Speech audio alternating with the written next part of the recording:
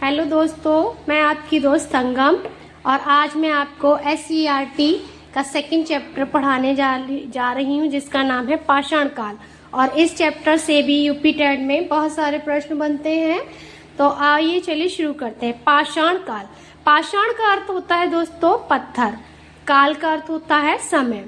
अब इसी के नीचे का टाइटल देखिए, आखेटक। आखेटक का अर्थ होता है दोस्तों जब मनुष्य शिकार पर ही निर्भर था, शिकार करके ही अपना पेट भरता था। संग्राहक किसी चीज को इकट्ठा करके उसको साल भर इस्तेमाल करता था मनुष्य, तो वो संग्राहक अवस्था कहलाई।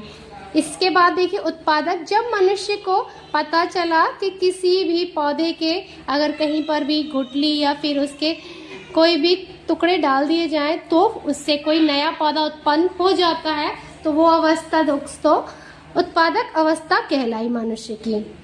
आज से लगभग 2 करोड़ वर्ष पूर्व मानव का विकास की प्रक्रिया प्रारंभ हुई। मतलब उससे पहले मनुष्य भी क्या है, एक तरह से मतलब कि बंदरों का तरह ही जीवन व्यतीत करता था। धीरे धीरे इसमें डेवलप होने लगा और वो मनुष्यों की भांति दिखने लगा, जिसको आदि मानव कहा गया।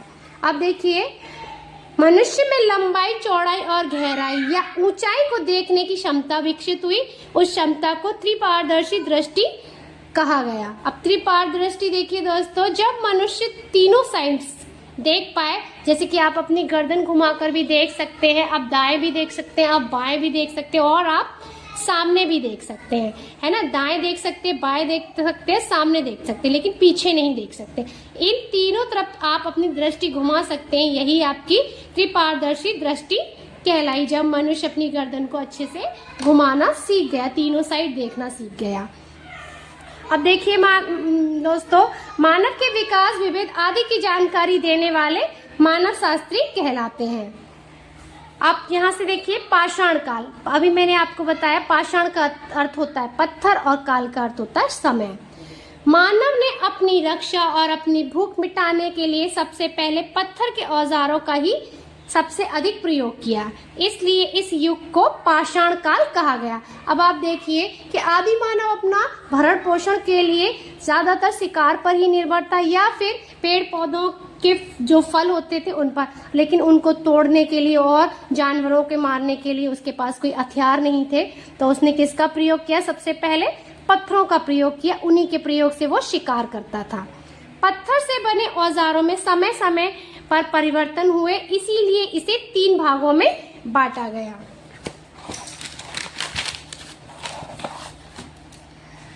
अब देखिए दोस्तों, आप पाषाण युग को 3 भागों में बांटा गया। पहला है पुरापाषाण काल। इसी काल को आखेटक अवस्था भी कहा जाता है। दूसरा है मध्य पाषाण काल। मध्य पाषाण काल में मनुष्य संग्राहक बन गया। और नव पाषाण काल में मनुष्यों ने फसलों का उत्पादन करना शुरू कर दिया और इसी समय पर वो स्थायी रूप से जीवन व्यतीत करने लगा। पुरापाषाण काल में मानव पत्थर के औजारों से पशुओं का शिकार करता था और शिकार से प्राप्त मांस का उपयोग वो भोजन करता था। इसी काल में मानव ने अब गुफाओं में रहना प्रारंभ कर दिया। मतलब सर्दी गर्मी के मौसम से बचने के लिए वो कहाँ रहने लगा? गुफाओं में रहने लगा। इस काल में मानव का स्थायी आवास नहीं था। मतलब वो घुमक्कड़ी वाला जीवन व्यतीत करता था, कभी यहाँ कभी वहाँ, इस तरह से। ठीक है। इसी काल में मानव को आग जलाने का भी ज्ञान हुआ। मतलब कि जब वो जानवरों के शिकार के लिए पत्थरों का इस्तेमाल कर रहा था तो एक दूसरे के पत्थर की रगड़ से अचानक से चिंगारी निकली और उसे आग जलाने की जानकारी हुई। और साथ ही इसी काल में उसने अपने मृतकों को कब्र में दफनाना भी प्रारंभ कर दिया था। पुरापाषाण काल के अंतिम दौर में उसने चित्र बनाना सीख लिया था। आपने देखा होगा या फिर सुना होगा, मध्य प्रदेश की भीमबाटिका की जो गुफाएं हैं वहां पर मतलब कि चित्रकारी के उदाहरण मिलते हैं, वो आपके पुरापाषाण काल के ही चित्र माने जाते हैं। इन चित्रों में उसने शिकार के चित्र बनाए हैं। इस समय में उसने हड्डी के औजार भी बनाना शुरू कर दिया था। मतलब जो भी जानवरों की हड्डियां निकलती थी तो उन्हीं हड्डियों से वो अब शिकार करना भी शुरू कर चुका था। अब देखिए उत्तर प्रदेश के मिर्जापुर जिले में कुछ गुफाओं से पता चलता है कि मनुष्य समूह बनाकर रहते थे। देखिए दोस्तों, ये क्वेश्चन आपका यहाँ से बन जाता है कि उत्तर प्रदेश में वह कौन सी जगह है जहाँ से पुरापाषाण काल के मनुष्यों की जानकारी प्राप्त होती है, तो वो है मिर्जापुर। ठीक है, तो आप इसको देख सकते हैं।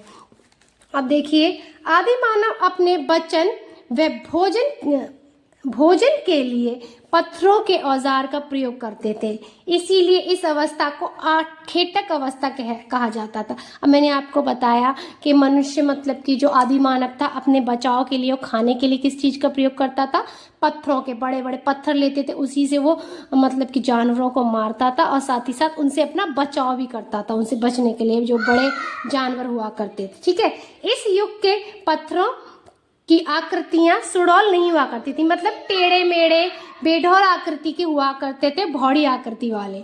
ठीक है दोस्तों, तो ये है आपका मतलब पुरापाषाण काल।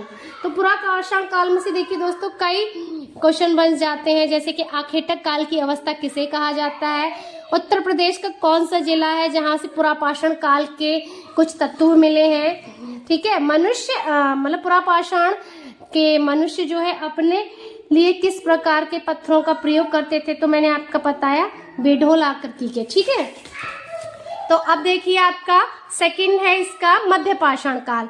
मध्यपाषाण काल मतलब इस काल में मतलब कि पत्थरों का आकार थोड़ा सा छोटा आ गया और उनको अब धार देने लगे थे, मतलब थोड़े से पैने कर दिए थे पत्थरों को। ठीक है, अब देखिए मध्यपाषाण काल के औजार उपकरण पुरापाषाण काल की अपेक्षा आकार में छोटे हो गए।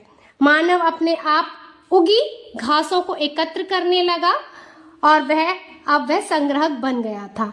मनुष्य ने इसी काल में कुत्ते को पालतू बनाया। कुत्ता मानव का सबसे पहला प्रथम पशु माना जाता है। अब देखिए, सबसे पहले तो मध्यपाषाण काल को और किस नाम से जाना जाता है, संग्राहक काल की अवस्था के नाम से जाना जाता है। मध्यपाषाण काल में किस तरह के औजार मिलते थे दोस्तों, तो वो कैसे मिलते थे, आकार में छोटे हुआ करते थे लेकिन पैने हुआ करते थे। ठीक है, और उनका पहला पालतू पशु कौन था, वो कुत्ता था। और किस काल में उन्होंने कुत्ते को अपना पहला पालतू जानवर बनाया, वो था मध्यपाषाण काल में। ठीक है, आप देखिए आपका अगला है नवपाषाण काल।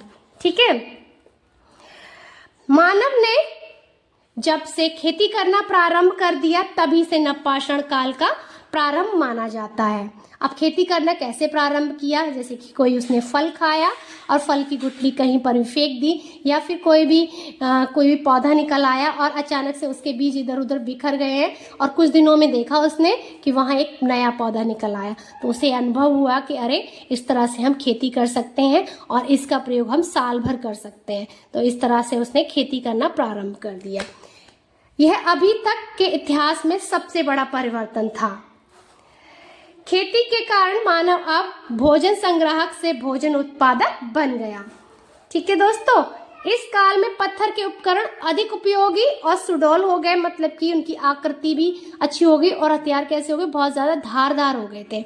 इस उपकरण को घिसकर चमकदार बनाए गए थे। हत्थेदार, कुल्हाड़ी, हैसिया इस काल के महत्वपूर्ण औजार माने जाते हैं। खेती करने के कारण इस काल में पशुधन करना भी प्रारंभ कर दिया। अब खेती कर रहे थे स्थायी तौर से एक ही जगह और निवास कर रहे थे, तो अब क्या हुआ, उन्होंने जानवरों को भी पालना शुरू कर दिया, पालतू जानवर जैसे कि गाय भैंस बकरी। ठीक है, और उनसे क्या करते थे, एक तो वो उनका प्रयोग किस लिए करते थे, मांस के रूप में भी करते थे, साथ ही साथ उनके दूध का प्रयोग भी किया करते थे। खेती करने के कारण जब मानव स्थायी रूप से निवास करने लगे थे, इसी काल में मानव ने पहिए का आविष्कार किया। अब मतलब कि देखिए नवपाषाण काल की एक और महत्वपूर्ण घटना कौन सी थी कि अब उसने पहिए का आविष्कार किया। और पहिया मीन्स किस लिए करते थे, वो पहिए से मतलब कि जैसे कि बैलों के पीछे लगा देते तो सामान ढोने के लिए उसका प्रयोग किया करते थे, जिसका उपयोग चाक के रूप में मिट्टी के बर्तन बनाने और सामान ढोने के लिए गाड़ी के पहिए के रूप में किया जाता था।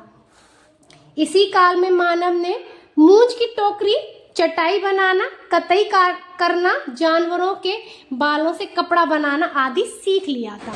तो यहाँ से दोस्तों बहुत सारे क्वेश्चंस बन जाते हैं आपके। ठीक है, अब देखिए इस काल में मनुष्य जो है मृत व्यक्तियों के साथ खाने पीने की चीजें, बर्तन, हथियार आदि भी दफनाने लगे। जैसे आजकल भी आपने देखा होगा कि जब हमारा कोई व्यक्ति मर जाता है तो हम उसकी पसंदीदा चीजें उसके मतलब कि जहाँ पे उसकी डेड बॉडी को जलाते हैं वहां पर 2 दिन बाद या 1 दिन बाद वहां पर छोड़ के आ जाते हैं, जो उन्हें पसंद होती है। तो ऐसा माना जाता है कि वो उनका प्रयोग करते हैं।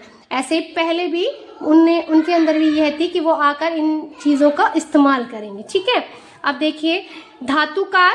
धातु मतलब कि कोई भी मतलब कठोर जो भी धातु होती है उसका प्रयोग भी इस काल में होने लगा, जब नवपाषाण काल का अंत होने के टाइम पे। तो ताम्रपाषाण काल के नाम से भी इस काल को जाना जाता है। ताम मतलब तावे का प्रयोग होने लगा। तावे और पत्थर के दोनों के औजार इस समय में बनने लगे थे, इसलिए ताम्रपाषाण काल भी इसको कहा जाता था। लेकिन नवपाषाण काल के अंत तक मानव ने तावे का प्रयोग करना प्रारंभ कर दिया।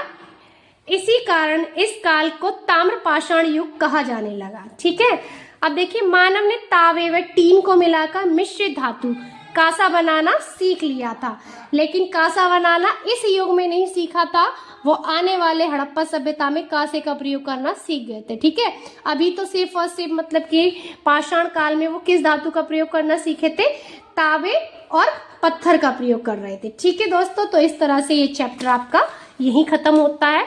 So thank you so much दोस्तों।